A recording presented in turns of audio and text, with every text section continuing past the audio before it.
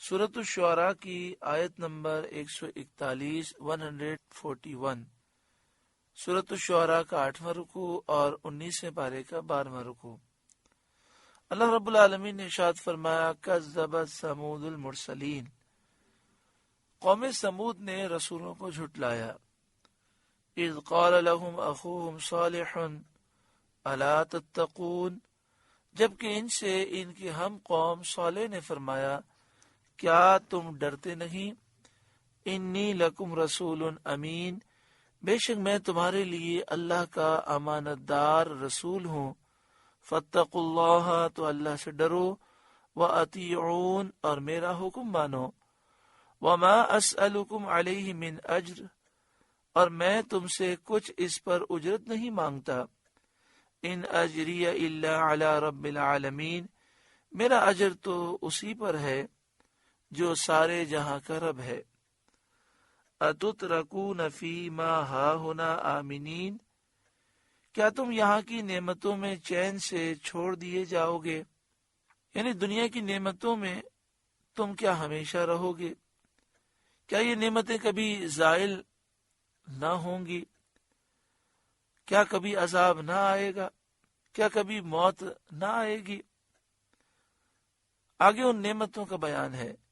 فی جنات و عیون، باغوں اور چشموں میں کیا تم ہمیشہ رہو گے؟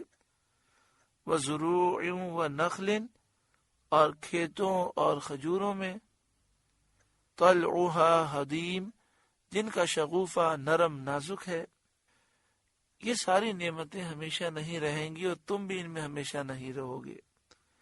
وَتَنْحِتُونَ مِنَ الْجِبَالِ بُيُوتًا فَارِحِينَ، اور پہاڑوں میں سے گھر تراشتے ہو غرور و تکبر کرتے ہوئے، اتراتے ہوئے۔ حضرت عبداللہ بن عباس رضی اللہ تعالی عنہما نے فرمایا کہ فارحین بمعنی فخر و غرور ہے۔ معنی یہ ہوئے کہ اپنی صنعت پر کہ تم نے پتھروں کو، پہاڑوں کو تراش کر گھر بنائے ہیں، اس پر غرور کرتے اتراتے ہو۔ فاتقوا اللہ، تو اللہ سے ڈرو، واطیعون، اور میرا حکم مانو۔ ولا تطیعوا امر المسرفین، اور حد سے بڑھنے والوں کے کہنے پر نہ چلو۔ حضرت عبداللہ بن عباس رضی اللہ تعالی عنہما نے فرمایا مسرفین حد سے بڑھنے والے مشرکین ہیں۔ بعض مفسرین نے فرمایا مسرفین حد سے بڑھنے والوں سے مراد وہ 9 شخص ہیں جنہوں نے اونٹنی کو قتل کیا تھا۔ الذین یفسدون فی الارض ولا یصلحون، وہ جو زمین میں فساد پھیلاتے ہیں اور اصلاح نہیں کرتے، بناؤ نہیں کرتے۔ یعنی وہ لوگ جو زمین میں کفر کا، ظلم کا اور گناہوں کا فساد پھیلاتے ہیں، کفر، ظلم اور گناہ کر کے زمین کو خراب کرنے کی کوشش کرتے ہیں، ایمان لا کر عدل و انصاف قائم کر کے اللہ کے مطیع و فرمانبردار ہو کر زمین کی اصلاح نہیں کرتے۔ معنی یہ ہے کہ ان کا فساد ٹھوس ہے، جس میں کسی طرح نیکی کا شائبہ بھی نہیں ہے۔ یہ پکے فسادی ہیں۔ بعض فسادی ایسے بھی ہوتے ہیں کہ کچھ فساد بھی کرتے ہیں، کچھ نیکی بھی ان میں ہوتی ہے، مگر یہ ایسے نہیں، یہ مکمل فسادی ہیں۔ قالوا، وہ بولے، انما انت من المسحرین، تم پر تو جادو ہوا ہے۔ مسحرین کا مطلب ہوتا ہے بار بار جن پر جادو کیا جائے۔ تو کہنے لگے آپ تو وہ شخص ہیں جن پر کئی مرتبہ جادو کیا گیا ہے، یعنی بار بار بکثرت آپ پر جادو ہوا ہے، جس کی وجہ سے آپ کی عقل درست نہ رہی، نعوذ باللہ من ذالک۔ ما انت الا بشر مثلنا، تم تو ہمیں جیسے بشر ہو۔ فأتی بآیۃ ان کنت من الصادقین، تو کوئی نشانی لاؤ اگر سچے ہو، اپنی سچائی کی نشانی لاؤ، اگر رسالت کے دعوے میں، رسول نبی ہونے کے دعوے میں سچے ہو۔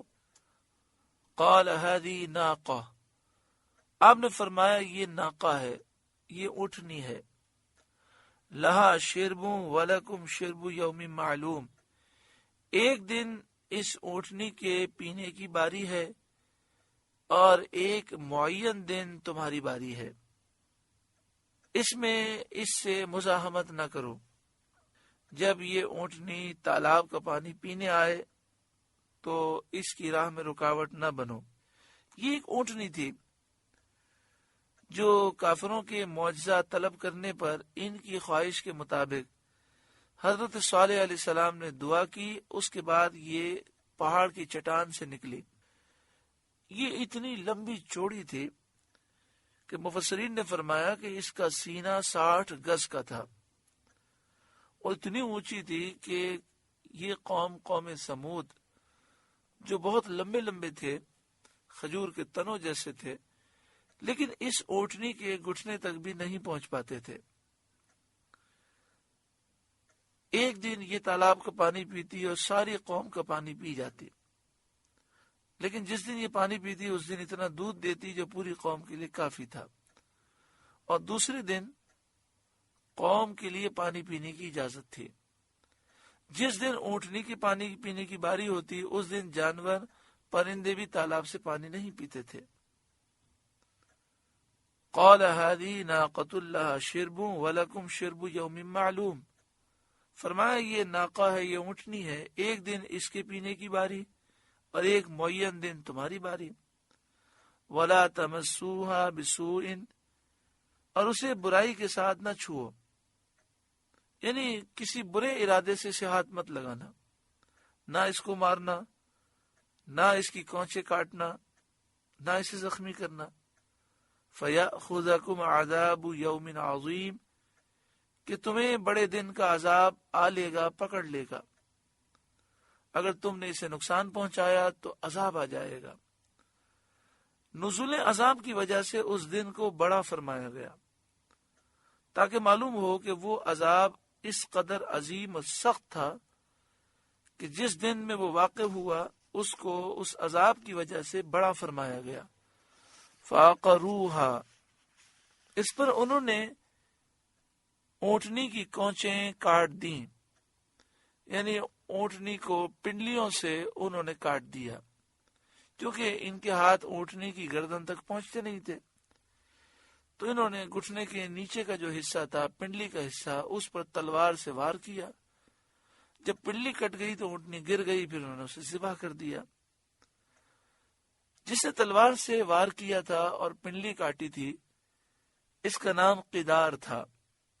یہ 9 افراد تھے جنہوں نے مل کے یہ کام کیا، یہ منصوبہ بنایا، لیکن پوری قوم اس کام پر راضی تھی، اس لیے آپ دیکھیں یہاں پر پوری قوم کی طرف کونچے کاٹنے کی نسبت کی گئی۔ فَعَقَرُوهَا، قوم سمود نے اس اونٹنی کی کونچے کاٹ ڈالیں۔ تو جب گناہ کوئی ایک شخص کرے لیکن اس گناہ میں جتنے راضی ہوں گے وہ سب اس گناہ میں برابر کے شریک ہیں۔ فَعَقَرُوهَا، اس پر انہوں نے اس اونٹنی کی کونچے کاٹ دیں۔ فَأَصْبَحُوا نَادِمِينَ، پھر صبح کو پچھتاتے رہ گئے۔ یعنی جب انہوں نے کونچے کاٹ دیں پھر انہیں احساس ہوا کہ اب اللہ کا عذاب نازل ہوگا، تو اس خوف کی وجہ سے نادم تھے۔